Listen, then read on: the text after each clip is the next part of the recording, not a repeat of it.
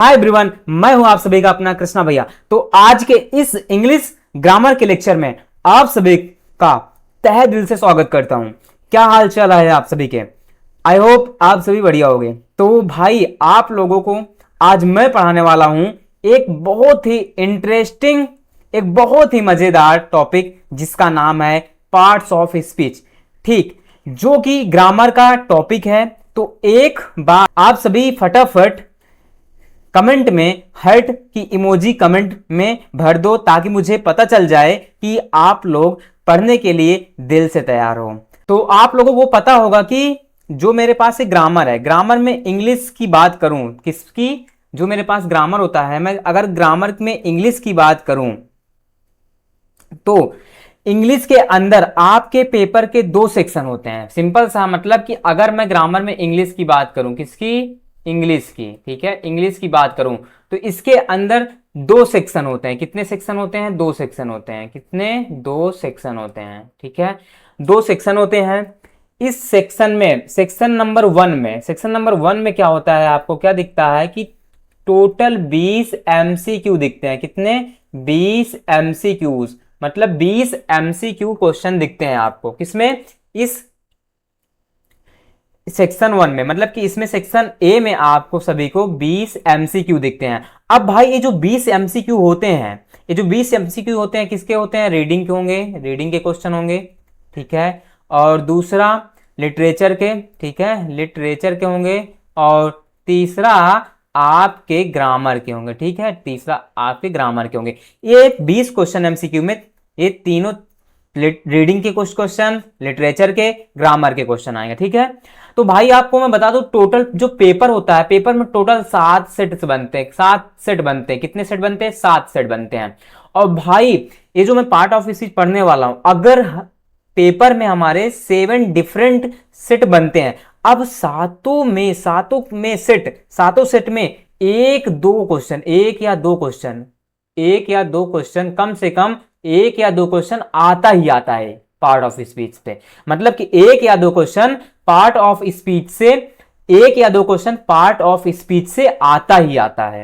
ये समझ लो भाई, मतलब ये हमेशा होता है, कि हाँ पार्ट ऑफ स्पीच से एक या दो क्वेश्चन आना ही आना है। हर साल आता है। तो भाई इसको अच्छे से समझ लेना ताकि आप आज पढ़ लो अच्छे से दिल से, तो एक दो क्वेश्चन आप अपना कंप्लीट कर लो ताकि आपके जो एमसीक्यू आए ना, आप टिक लगा के अच्छे से चले आओ। ठीक है, अब देखो आगे समझते हैं। अभी मैंने बताया कि देखो, अभी मैं जो पार्ट ऑफ स्पीच पढ़ने वाला हूं, मैं अभी किसके बारे में पढ़ने वाला? पार्ट ऑफ स्पीच में, स्पीच के बारे में पढ़ने वाला हूं। ठीक है, ध्यान समझना। देखो अभी बचपन में आप लोगों ने इंग्लिश में क्या पढ़ा था यार? इंग्लिश में देखा था सबसे पहले किसके बारे में? सेंटेंस के बारे में देखा था कि नहीं? सेंटेंस क्या होता है आप बता सकते हो? अगर थोड़ा समझो, सेंटेंस क्या होता है? मतलब कि अ ग्रुप ऑफ वर्ड होता है कि नहीं? क्या? अ ग्रुप ऑफ वर्ड्स होता है कि नहीं, जो कंप्लीट सेंस दे। इतना आप जानते हो। अब भाई अगर मान लो कि मुझे क्या पढ़ना है? एक वाक्यों का समूह, सेंटेंस को हिंदी में क्या बोलते हैं? वाक्य।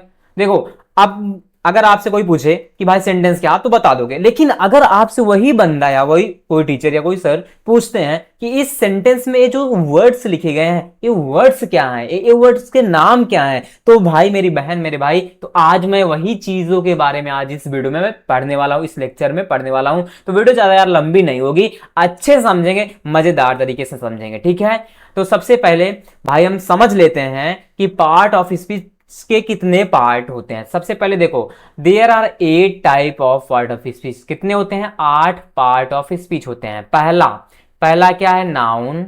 दूसरा प्रोनाउन, नाउन संज्ञा, प्रोनाउन सर्वनाम। तीसरा क्या है मेरे पास? वर्ब। चौथा एडजेक्टिव। पांचवा एडवर्ब। और 6 पे क्या है? प्रीपोजिशन। 7 पे है कंजक्शन। और 8 पे है इंटरजेक्शन। ठीक है, ये 8 पार्ट ऑफ स्पीच अच्छे समझेंगे, उनके एग्जांपल्स भी देखेंगे ताकि हम अपने बोर्ड एग्जाम में समझ पाए कि हाँ ये सेंटेंस अगर मेरे पास आया उसमें अंडरलाइन किया गया जाएगा। पूछेगा आपसे कि एग्जामिनर कि बताओ ये जो अंडरलाइन सेंटेंस है, ये इस सेंटेंस में जो अंडरलाइन वर्ड है, ये वर्ड क्या है? उस वर्ड का नाम क्या है? नाउन है कि प्रोनाउन है? बताएगा कि नाउन है कि प्रोनाउन। नाउन है, प्रोनाउन है, वर्ब है, एडजेक्टिव है, एडवर्ब है, प्रीपोजिशन है, कंजंक्शन, इंटरजेक्शन, ये सारी चीजें। तो जान लो आप सभी के एक दो क्वेश्चन अगर आने वाले हैं, तो एक क्वेश्चन एक नंबर का, मान लो दो क्वेश्चन आता है तो जान लो 2 नंबर यहां से आप सभी के क्लियर होने वाले हैं। और क्लास पूरा अच्छे से देखना भाई, ठीक है, कॉपी पेन लेकर अच्छे से बैठे रहना, ठीक है, जो इंपॉर्टेंट चीजें लगे आपको लिख लेना, बाकी सारी चीजें मत लिखना, ठीक है, एग्जाम्पल्स मत नोट कर लेना, मैं समझ लेना बस, ठीक है। समझू आगे एक एक। तो सबसे पहले हम समझेंगे नाउन के बारे में, किसके बारे में, नाउन के बारे में समझने वाले हैं। तो देख लो भाई नाउन क्या होता है। नाउन सबसे पहले आपने बचपन में पढ़ा भी होगा, बट देखो हम लोग 10th के लेवल 9th 10th के लेवल से पढ़ने रहे हैं, जो कि हमारे एग्जाम में आए। देखो नाउन क्या होता है, a word that names a person comma place comma thing comma animal और आइडिया। मतलब है कि नाउन के बारे में आपको पता होना चाहिए, किसके बारे में, कि यहाँ पे इस नाउन में पर्सन की बात होगी, प्लेस की बात होगी, और थिंग थिंग की बात होगी, थिंग्स की बात होगी, एनिमल हो गया, एनिमल हो गया, और आइडिया हो गया, इन सारी चीजों की बात हो गई। और आप जानते हो किसी नाम में क्या आएगा, नाम में पर्सन का, प्लेस का, थिंग्स का, एनिमल का, आइडिया का। तो ये 5 चीज आप ध्यान रखना कि भाई नाउन में इन 5 चीजों की बात होती है। किसकी, पर्सन की, प्लेस की, थिंग की, एनिमल की। कितने हुए, पर्सन, प्लेस, थिंग, एनिमल और आइडिया, ठीक है। ये चीज आप समझ गए ना, कि जो नाउन होता है, आप ऐसे भी बोल सकते हो noun is the naming word. दुनिया में जितनी भी चीजें हैं जिनका कुछ ना कुछ नाम है, वो सभी क्या है बहन, बताओ, नाउन है ना, नाउन है कि नहीं। तो आप से सिंपल सा एक पूछता हूं क्वेश्चन, कि आप कम से कम 5 ऐसे नाउन कमेंट में बताएंगे, सभी लोग बताना, क्योंकि आप सभी को भाई इंग्लिश में 100 में 100 चाहिए, 100 में 100 चाहिए इंग्लिश में, ठीक है। तो जान लो, कमेंट में बताना। अगर आप सभी का गोल है 95% क्लास 10th में आपकी 2027 में फोड़ेंगे तो फोड़ेंगे, ठीक है, 2027 में। तो भाई कमेंट में बताना, 5 ऐसे नाउन बताना आप सभी। एक पहला जो पर्सन से रिलेटेड हो, प्लेस से, थिंग से, एनिमल से, आइडिया से बताना, ठीक है। आप सभी के लिए SW है, कमेंट में बताना, मैं सभी का कमेंट देखूंगा और रिप्लाई करूंगा जरूर, ठीक है। अब देखो एग्जाम्पल देखो, सबसे पहले मेरे पास एग्जाम्पल लिखा गया पहला, आर्यन इज आ स्टूडेंट। अब ध्यान समझना कि मेरे पास अगर यार कोई सेंटेंस आता है, तो सेंटेंस में क्या एक ही नाउन नहीं रहेगा, नाउन कई सारे हो सकते हैं उस सेंटेंस में, ठीक है। तो देखो मेरे पास लिखा है आर्यन इज आ स्टूडेंट, तो नाम है, नाम क्या है, आर्यन एक नाम है, नाउन हुआ, ठीक। फिर उसके बाद अगला है क्या, स्टूडेंट, स्टूडेंट क्या हुआ, नाउन हुआ, आर्यन भी क्या हुआ, नाउन हुआ। फिर अगला honesty is the best policy, तो ऑनेस्टी क्या हो गई, आइडिया पे है, ऑनेस्टी किस पे है, आइडिया पे है, ठीक है। और ए नेम हो गए, ए नेम हो गए, और ए स्टूडेंट भी क्या हो गया, नेम हो गया, ठीक है। नेम एक नाउन है, नाम है, आर्यन एक पर्सन ही है, नेम में मतलब क्या है, पर्सन है, ठीक है। ऑनेस्टी क्या काम कर रहा है, आइडिया का, तो भी क्या हो जाएगा, ऑनेस्टी एक नाउन।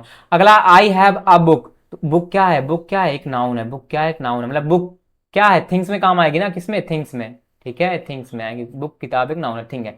अगला my mother works in a school, अब मदर, मदर क्या हुआ, एक नाउन है, मेरी मम्मी, माता जी, नाउन है। स्कूल, स्कूल एक नाम है, नाउन है, तो ये भी क्या है, स्कूल एक नाम हो जाएगा। स्कूल एक प्लेस हो गया, मदर मतलब पर्सन हो गई, तो ये सभी क्या हो जाएंगे, नाउन। पहचान लिए कि नहीं। तो ऐसे देगा आपको एक सेंटेंस, आपके एग्जाम में आएगा एक सेंटेंस, वहां पे ऐसे अंडरलाइन किया रहेगा, और ब्रैकेट में बोल देगा बताओ ये वर्ड क्या है, कौन सा पार्ट ऑफ स्पीच है, नाउन है, प्रोनाउन है, मतलब कि 8 होते हैं, उसमें से कौन सा है आपको बताना है, ठीक है। 1 नंबर अगर आपके सही होंगे तो 1 नंबर आप ले जाओगे भाई, एक नंबर से घड़ा बढ़ता है, आपको एग्जाम में फोड़ना है। अगर आपके अंदर मोटिवेशन है भाई हमें 95% लाना है, पहली सीढ़ी है यार, पढ़ो, अच्छे से पढ़ो, ठीक है। आगे बढ़ू, अब नेक्स्ट टॉपिक अपना प्रोनाउन। प्रोनाउन देखो, प्रोनाउन का मतलब क्या होता है, replace a noun in a sentence. मतलब जो प्रोनाउन है इसका काम क्या होता है पता है, इसका काम क्या होता है कि जो नाउन की जगह लेता है, सिंपल सा है, जो नाउन के स्थान पे आता है, जो नाउन का स्थान को ग्रहण करता है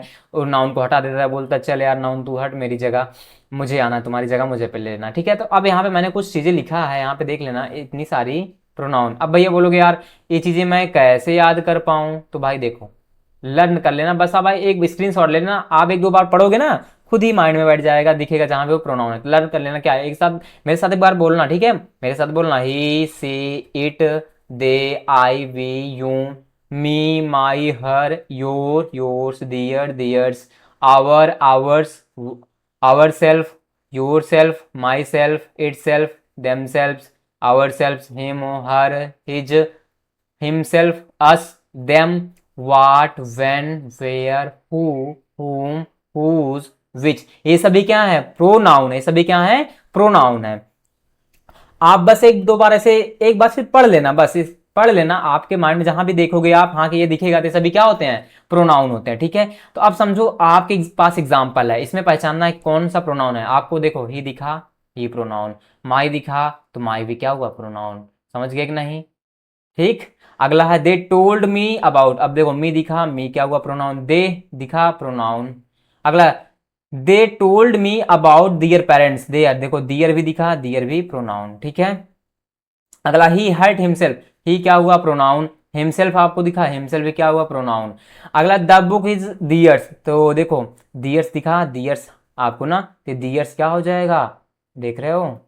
दियर्स, ए क्या हो जाएगा? ए प्रोनाउन हो जाएगा। ठीक है, दियर्स क्या हो जाएगा? The book is theirs. ये दियर्स क्या हो जाएगा? प्रोनाउन। अभी देखा है ना मैंने, बता देना, दियर्स, ये दिख रहा है आप सभी को? क्लियर हुआ? तो ऐसे आपके सामने एग्जांपल आएगा, अंडरलाइन होगा, बताओ इसमें से ये वर्ड क्या है? समझ गए कि नहीं? आगे, अब अगला है वर्ब्स। वर्ब्स का मतलब सिंपल सा है। देखो, आप लोगों ने बचपन में पढ़ा है, वर्ब को हम लोग बोलते हैं क्रिया। ठीक है, क्या बोलते हैं? क्रिया बोलते हैं। ठीक, तो अभी मैं यहाँ पे देखूंगा जो वर्ब है कितनी प्रकार की होती हैं। वर्ब दो टाइप की होंगी। कितने? दो टाइप की। पहला हेल्पिंग वर्ब और मेन वर्ब। और आप सभी को मैं बता दूं कि वर्ब का मतलब, अगर सिंपल सा आप लोग बताओगे कि जो एक ऐसा वर्ड होगा जो दिखाता है, यहाँ पे लिख सकते हो कि word a word that shows a word that shows an action, क्या? an action, कॉमा, स्टेट, और बस यही जानो बस। तो मतलब कि अवर्ड जो एक वर्ड है, मतलब वर्ब क्या है? एक वर्ड है जो सोच दिखाता है एन एक्शन या स्टेट, मतलब कि अवस्था को भी बताता है और एक्शन दिखाता है, मतलब कि जिसमें काम होता है, मतलब कि क्रिया, क्रिया मतलब कि जो काम हो रहा है, क्रिया हो रही है, वही वर्ब। तो ये दो प्रकार का, हेल्पिंग वर्ब और दूसरा मेन वर्ब। देखो, हेल्पिंग वर्ब मतलब जो हेल्प करे। जैसे यहाँ पे मैंने लिखा है एज, आपने इसको देखा होगा 9th 8th में, बचपन से पढ़ते चले आओ। Is, am, are, was, were, has, have, had. ठीक है, had, do, does, did, will, shall, can, could, should, ये सभी क्या होंगे? Helping verb. अगला जो मेन वर्ब होता है, ये होता है मेरे पास एक्शन वर्ड्स होते हैं, मतलब ये एक्शन दिखाते हैं। जैसे ईट मतलब खा, ईट मतलब खाना, प्ले मतलब खेलना, डांस नाचना, स्लीप सोना, लॉफ मतलब हंसना, ये सभी एक्शन वाली वर्ब्स होते हैं, एक्शन वाली वर्ब होते हैं। अब मान लो कि जो ये हेल्पिंग वर्ब मैंने आप सभी के सामने लिखा है, अगर ये इनके साथ आती हैं, एक्शन वर्ब के साथ आती है, मेन वर्ब के साथ आती है, तो ये हेल्पिंग वर्ब का काम करेंगी। मेन वर्ब के साथ आएंगी तो हेल्पिंग वर्ब का काम करेंगी। अगर मान लो कि किसी सेंटेंस में मेन वर्ब नहीं रही और यही अकेले रही, हेल्पिंग वर्ब दिख रही है, ये अकेला दिख रहा है, अगर ये अकेला दिखे तो यही हेल्पिंग वर्ब काम करता है मेन वर्ब का। किसका काम करता है? मेन वर्ब का। तो काम करता है, लेकिन हमसे सेंटेंस में पूछेगा सिर्फ कौन वर्ब है, सिर्फ मैं देखूंगा, मैं बता दूंगा हाँ भाई ये वर्ब है। ठीक है, तो आप सभी के सामने यहाँ पे एग्जाम्पल देखना। बोल रहा जॉन, जॉन इज वेरी टाल, जॉन बहुत छोटा है, तो भाई इसमें वर्ब दिखी, जॉन इज वर्ब हो गई। I have eaten already, have क्या हुआ? वर्ब हुआ। और ईटन क्या हुआ? ए भी वर्ब हुआ। तो हैव क्या क्या होगा? हेल्पिंग वर्ब होगा। और ईटन क्या होगा? मेन वर्ब होगा। ठीक है, क्योंकि ईटन एक एक्शन वर्ड है। अगला, the cake smells delicious, smells क्या हो गई? महक रहा है, मतलब कि स्मेल्स क्रिया हो रही है स्मेल करने का, तो भी क्या हो जाएगी? वर्ब। अगला, ही शैल ईट द फूड नाउ। अब इसमें देखो, ही सेल, सेल क्या हो गई? सेल दिखाना, वर्ब। ईट भी क्या हो गई? वर्ब। ईट कौन सी वर्ब होगी? Main verb. और सेल इसके साथ है तो क्या काम करेगी? हेल्प की, तो helping verb. Clear? He shall eat the food now. पहचान लिए ना? आगे अगला आता है अपना एडजेक्टिव। क्या पढ़ेंगे? एडजेक्टिव। इसको एडजेक्टिव मत पढ़ना, ठीक है, इसका प्रोनाउंसिएशन होता है एडजेक्टिव। देखो, एडजेक्टिव कहलाता क्या है कि any word that modifies a noun और प्रोनाउन। इसका मतलब क्या है कि जो भी मेरे पास वर्ड होंगे वो मॉडिफाई करेंगे, किसके बारे में बताएंगे? नाउन के बारे में और प्रोनाउन के बारे में। मतलब कि ऐसे वर्ड जो नाउन और प्रोनाउन के बारे में कुछ बताएं, जो नाउन और प्रोनाउन के बारे में कुछ बताएं। तो वही है एडजेक्टिव। अब सेंटेंस देखना, यहाँ पे पहला सेंटेंस एग्जांपल है, ही इज अ टाल बॉय। बॉय क्या हुआ, एक नाउन, नाउन के बारे में बताया जाएगा, डिफाइन किया, टाल क्या हो जाएगा, एडजेक्टिव। ठीक है, एडजेक्टिव कैसा, टाल है। आर्या इज प्रीटी, तो आर्या नाउन है, नाम है ना, कैसी है, प्रीटी है, सुंदर है, तो इसका मतलब ये क्या बन जाएगा, एडजेक्टिव। अगला, T is hotter then coffee, तो चाय क्या हुआ, नाउन हो जाएगा, मुझे एडजेक्टिव पता करना है, तो हॉटर है, किससे तुलना की, कॉफी से, कॉफी नाउन होगा, नाम है, तो हॉटर, हॉटर मतलब क्या बन जाएगा, एक एडजेक्टिव। ठीक है। अगला, इट इज ब्यूटीफुल फ्लावर, तो देखो फ्लावर क्या हुआ, नाउन, नाउन के बारे में बताएगा, कैसा, ब्यूटीफुल मतलब सुंदर, तो ये भी क्या बन जाएगा, एडजेक्टिव। अगला, she is kind women, she is kind, she क्या हुआ आप बताओगे, प्रोनाउन, पता है ना। वुमेन क्या हुआ, नाउन, नाउन के बारे में कुछ बताया, काइंड क्या हो जाएगा, एडजेक्टिव, क्या हो जाएगा, एडजेक्टिव।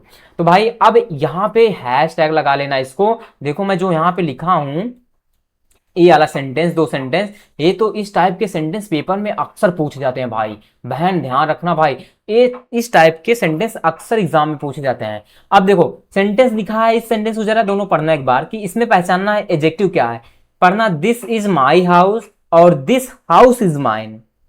देखो यहां पे देखो, हाउस ए नाउन है, नाउन के बारे में कुछ बताता है, डिफाइन करता, तो माई क्या बनेगा, एडजेक्टिव बनेगा। ठीक है, एडजेक्टिव माई हो गया।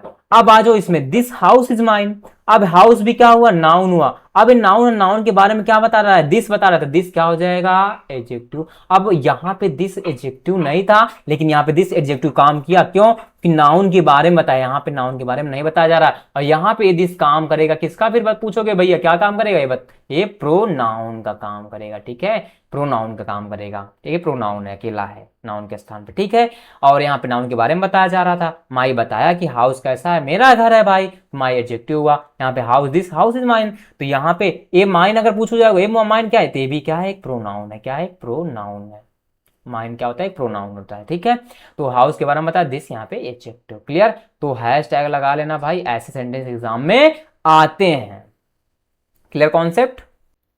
तो अगला पार्ट ऑफ स्पीच क्या है, एडवर्ब, इसके बारे में समझते हैं क्या होता है। देखो सबसे पहले क्या है, a word that modifies a verb, verb comma adjective और एडवर्ब, यहां हम बोल सकते हैं और एन अदर एडवर्ब, मतलब कि जो एडवर्ब है, एडवर्ब में तीन चीजें छिपी हैं, पहली कि वर्ब के बारे में बताएगा, दूसरा एडजेक्टिव के बारे में बताएगा, एंड तीसरा खुद एडवर्ब के बारे में बताएगा। अगर इन तीनों की विशेषता बताएगा, मॉडिफाई करेगा, तो जान लो वर्ड कैसा होगा, एडवर्ब रहेगा। आपके सामने कोई सेंटेंस आएगा बहन, ठीक है, वहां पे सेंटेंस में देखेंगे कि अगर पूछेगा कि बताओ कौन सा एडवर्ब है, तो वहां पे आप देखेंगे कि वर्ब के बारे में जो बताया, एडजेक्टिव के, एडवर्ब के, तीन चीजों के बारे में। पहला वर्ब, जैसे मैं लिखूं, she walked slowly, walked slowly, slowly, अब वॉक एक वर्ब हुई, कैसे चलती है, मतलब कि वॉक्ड स्लोली, वह चलती है, कैसे चलती है, स्लोली, स्लोली, कैसे, स्लोली, स्लोली क्या हुआ, जो वर्ब के बारे में बताता है, मतलब कि वॉक्ड कैसे स्लोली चल रहा है, मतलब धीरे चलता था, स्लोली क्या हो जाएगा, एडवर्ब हो जाएगा। समझो, सी वॉक्ड स्लोली, वॉक्ड एक वर्ब हुई है, अगर मैं बोलूं सी वॉक्ड स्लोली, वह बोलूं कैसे चलती है, कैसे चलती है, तिरछी मिर्ची मतलब कि, ठीक है, बैठ के या खड़े होकर या कैसे भी, तो कैसे चलती है, तो वहां पे कैसे का सेंस आ रहा है ना, कैसे का, तो वॉक्ड मतलब कि वर्ब के बारे में बताया, मतलब कि जो एडवर्ब है वह वर्ब के बारे में बताया, तो स्लोली चलती है, स्लोली क्या हो जाएगा, एडवर्ब। अगला, he spoke quietly, he spoke quietly, इसका मतलब क्या हुआ कि वह धीरे से बोला, क्या वह धीरे से बोला, कैसे बोला, मतलब यहाँ पे कैसे सेंस आ रहा है ना, कैसे बोला, धीरे से बोला, तो क्वाइटली क्या हो जाएगा, एडवर्ब, क्योंकि इस वर्ब की विशेषता बताया। तो क्वाइटली क्या हो जाएगा, एडवर्ब। अगला, एडजेक्टिव का, एडजेक्टिव की विशेषता बताएगा, देखो, Neha is a very beautiful girl, अब गर्ल क्या हो, एक लड़की नाम है, नाउन हुआ, अब ब्यूटीफुल नाउन के बारे में बताया, क्या बनेगा, ए एडजेक्टिव बनेगा। अब एडजेक्टिव के बारे में तुरंत डिफाइन किया, वर्ड आ गया वेरी, तो वेरी क्या काम करेगा, एडवर्ब का काम करेगा, क्योंकि ब्यूटीफुल कैसी है, ब्यूटीफुल कितनी, वेरी मतलब कितना, मतलब यहाँ पे कितना का सेंस आ रहा है, कितना का, कितना का मतलब कितनी सुंदर है, कितनी सुंदर है, कितना है, मैं बोलूं कितनी, ठीक है, कितनी सुंदर है, कितना सुंदर है, तो Neha is very beautiful girl, अगर यहीं पे वेरी ना हो तो एडवर्ब होता है ना, ब्यूटीफुल एडजेक्टिव, एडजेक्टिव के बारे में बताया, एडवर्ब। अगला, अब खुद एडवर्ब, एडवर्ब के बारे में बताएगा, जैसे ही रन्स वेरी क्विकली। अब देखो क्विकली क्या हुआ मेरे पास, एडवर्ब, तो वेरी भी क्या बनेगा, एडवर्ब। तो मतलब कि एडवर्ब स्वयं एडवर्ब के बारे में बताया, तो he runs very quickly, adverb स्वयं एडवर्ब के बारे में बताया।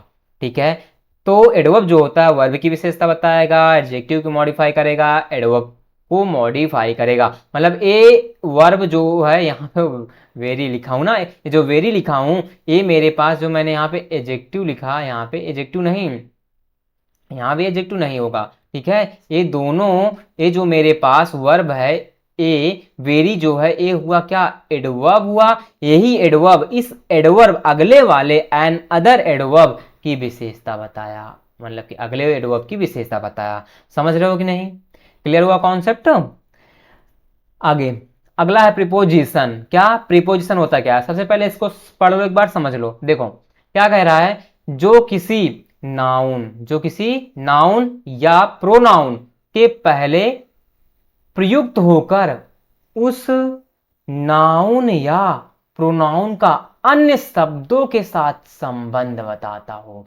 मतलब ये है, ध्यान समझना बहुत अच्छे से, कि यार जो नाउन या प्रोनाउन के पहले प्रयुक्त हो, मतलब प्रीपोजिशन जो होगा नाउन और प्रोनाउन के पहले आएगा, उस नाउन या प्रोनाउन का, जैसे उस नाउन के प्रोनाउन के पहले आया तुरंत उसी नाउन या प्रोनाउन का किसी अन्य शब्द के साथ, किसी अन्य शब्द के साथ रिलेशन बताए, संबंध बताए, उसे प्रीपोजिशन कहते हैं। तो एक बार मैंने यहाँ पे कुछ प्रीपोजिशन लिखा हूं, एक बार ध्यान से देख लेना, ताकि एग्जाम में आज देखते ही नजर पहुंच जाए, तुरंत लगा दो।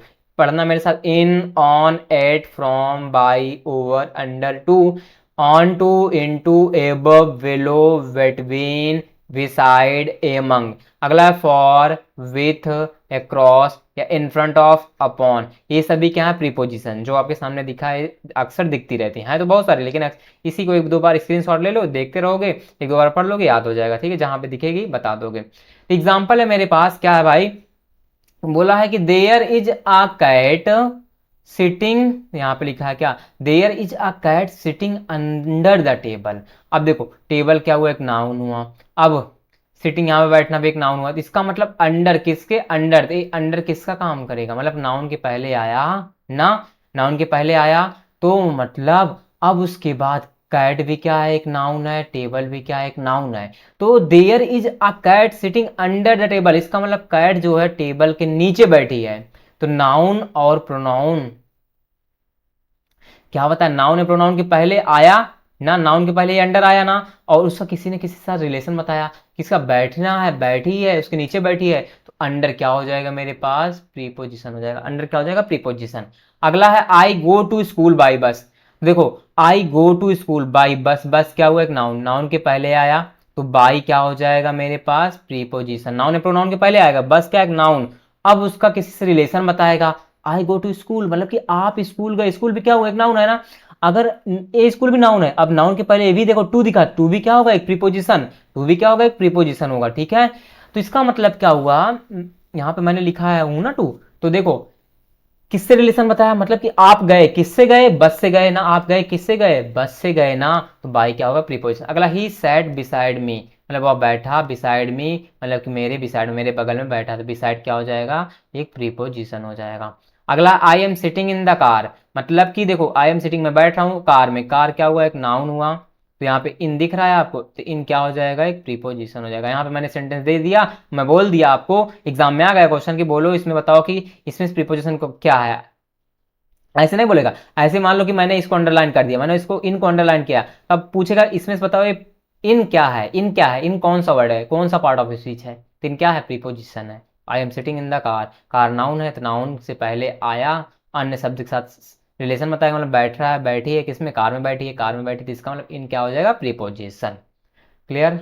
आगे अगला है कंजंक्शन। क्या है कंजंक्शन, कंजंक्शन क्या होता है कि वह शब्द या शब्द समूह, मतलब या तो शब्द हो या तो शब्दों का समूह हो, जो दो या दो से अधिक शब्दों मतलब वर्ड्स या शब्द समूह हो, जिसको हम लोग बोलते हैं फ्रेजेस, फ्रेजेस, वाक्यांशों जिसको बोलते हैं हम लोग क्या, क्लॉजेस, क्या बोलते हैं, क्लॉजेस, तथा वाक्यों मतलब सेंटेंसेस को जोड़ता है। कंजंक्शन का काम कर, प्रीपोजिशन का काम क्या था, नाउन प्रोनाउन को जोड़ना, ठीक है, उनके बीच रिलेशन को बताना, और कंजंक्शन का काम क्या होगा, कि या तो शब्द को जोड़ेगा या शब्द के समूह को जोड़ेगा, जो दो या दो से अधिक शब्दों मतलब वर्ड्स, शब्दों समूहों मतलब फ्रेजेस, वाक्यांशों क्लॉजेज तथा वाक्यों सेंटेंसेस, ए इन सभी को जोड़ेगा कौन? कंजंक्शन। तो यहाँ पे कुछ कंजंक्शन आप सभी के सामने लिखा हूं मेरे सामने, ठीक है, मेरे साथ पढ़ लेना है एक बार।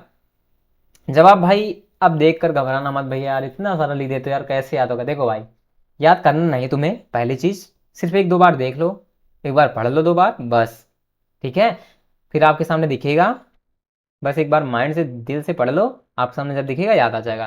तो पढ़ना मेरे साथ। For and nor but yet so as because until unless till however although या not only dot dot but also, इसका मतलब यहाँ पे कोई चीज आएगी। एज सुन एज हुआ, एज वेल एज, अब ईदर डॉट डॉट आर, अब यहीं पे एक गलती पूछी जाती है। अब हम एक चीज और यहाँ पे ध्यान रखना कि ईदर के साथ हमेशा और लगता है, जैसे मान लो कोई करेक्शन करने के आया कि उसमें आएगा क्वेश्चन कि यहाँ पे गलती कहाँ है, उसी प्रकार नाइदर डॉट डॉट नॉर मतलब बीच में कोई चीज आएगी। अब नॉर, नॉर का मतलब नीदर से क्या लगेगा? नीदर के साथ नॉर लगेगा। अगला whenever, otherwise, so, hence, ये सभी क्या हो गए मेरे पास? ये सभी कंजक्शन हो गए।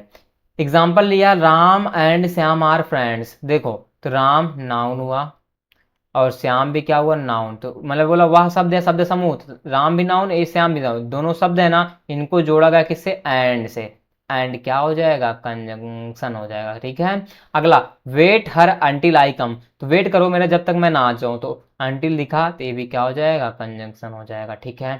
अगला, study hard because exams are near, मतलब कि भाई मेहनत करो, अगर 95% चाहिए मेहनत करो ताकि आपके एग्जाम में, एग्जाम नियर है, पास है, ताकि मतलब कि आपके एग्जाम मान लो 2027 में होगा एग्जाम आपके, ठीक है, तो आप मेहनत करो, अच्छे से पढ़ो, आपका जो सपना है सपने को पूरा करने के लिए भाई जी जान लगा दो, सिर्फ पूरा फोकस पढ़ाई पे डालो। तो यहाँ पे भी जो विकास हुआ है यहाँ पे मेरा क्या हो जाएगा? एक कंजक्शन हो जाएगा, बिकॉज क्या हो जाएगा? कंजक्शन हो जाएगा, ठीक है, जो जोड़ने का काम ये स्टडी हार्ड को एग्जाम आर नियर से, ठीक है। अगला, Ram as well as his friends is coming, Ram और उसके साथ साथ उसके मित्र आ रहे हैं, तो यहाँ पे कंजंक्शन दिखा एज वेल एज, तो एज वेल एज राम को जोड़ा और उसके मित्र के साथ, राम को उसके मित्र के साथ जोड़ा, कौन सा कंजंक्शन? एज वेल एज, मतलब कि बोला राम और उसके साथ साथ उसके जो मित्र आ रहे हैं, मित्र भी हैं, वो भी सभी आ रहे हैं, तो जोड़ने का काम किया एज वेल एज, ए बन जाएगा अपना कंजक्शन, ठीक है। क्लियर हुआ? तो ए एक बार पढ़ लेना, ठीक है, कंजक्शन सारे। तो नेक्स्ट पार्ट ऑफ स्पीच क्या है? इंटरजेक्शन। देखो इंटरजेक्शन का मतलब क्या है? A word that expresses sudden emotion, मतलब कि आपको ऐसे वर्ड दिखेंगे जो कि अचानक से भाव को प्रकट करेंगे, मतलब कि जो अचानक भावना व्यक्त करते हैं, अचानक, सडन, सडनली, उसमें से कुछ वर्ड है, अगर ये सारे वर्ड दिखते हैं तो आपके सामने एक सेंटेंस आएगा, अगर उसमें ऐसे वर्ड दिखेंगे तो बोलेगा क्वेश्चन एग्जाम में कि निम्नलिखित में इसमें से पहचानो कि कौन सा पार्ट ऑफ स्पीच है, ठीक है। तो ये अगर आप एक बार वर्ड देखे रहेंगे तो आपके माइंड में आ जाएगा, क्लियर हो जाएगा कि हाँ भैया मैंने एक बार पढ़ा था, भैया ने पढ़ाया था, ये सभी इंटरजेक्शन होते हैं, जिसमें से ओ, हुर्रा, वाव, ओ माई गॉड, आल्सो, ओ नो, ओ आउच, ब्रेवो, आलस, अलास, ये सभी क्या होते हैं? हमारे पास इंटरजेक्शन होते हैं। इनसे रिलेटेड सेंटेंस जैसे wow what a beautiful view, wow बोलेंगे ना, wow what a beautiful view, मतलब कि कैसा नजारा, वाव। अगला, हुर्रा, हुर्रा मतलब we won the match, hurrah खुशी के लिए आता है, और वी ऑन द मैच हमने मैच जीत लिया। अगला, ओ आई फॉरगेट माई कीज, ओ यार मैं अपनी चाबी को भूल गया, मतलब कि ओ। अब देखो जो ब्रेवो हुआ, जैसे साबस वोबस कहते हैं ना, बेल्डन के लिए ब्रेवो, अलास थोड़ा सैड के लिए, ये वर्ड सैड के लिए आता है, हुर्रा खुशी के लिए आता है, वो भी वाव भी खुशी के लिए आता है, ठीक है। तो आपके सामने ये सब, ये तो वर्ड फिक्स है भाई, अगर आपको दिखेगा सेंटेंस में तो आप जल्दी ही बता पाओगे हाँ ये इंटरजेक्शन है। क्लियर हुआ? का मतलब कि इंटरजेक्शन का मतलब है कि ऐसे वर्ड होंगे जो सडन इमोशन को दिखाएंगे, जो अचानक से भाव को प्रकट करेंगे, ठीक है। जैसे मान लो कि आप लोग कहीं रास्ते में जा रहे होते हो, या कुछ कंकड़ पत्थर पैर में लग जाता है, कांटे गड़ जाते हैं, तो कहते बोलते हैं ना औच या उच, ऐसे बोलते हैं ना, तो सडन फीलिंग्स आती है, अचानक से भाव प्रकट होता है। या जैसे हम मान लो कि आप एग्जाम देंगे 2027 में, आपके अच्छे परसेंट बन गए, 95% बन गया, आप देखिए रिजल्ट देखिए 95% बना, अच्छे नंबर आए, आप खुशी हो, वाह यार मेरे अच्छे नंबर बन गए, मैंने मेहनत किया था, तो सडन हुआ कि नहीं ना, तो ऐसा होता है, तो वहाँ पे इंटरजेक्शन की फीलिंग आती है, मतलब इंटरजेक्शन वहाँ पे पार्ट ऑफ स्पीच होता है।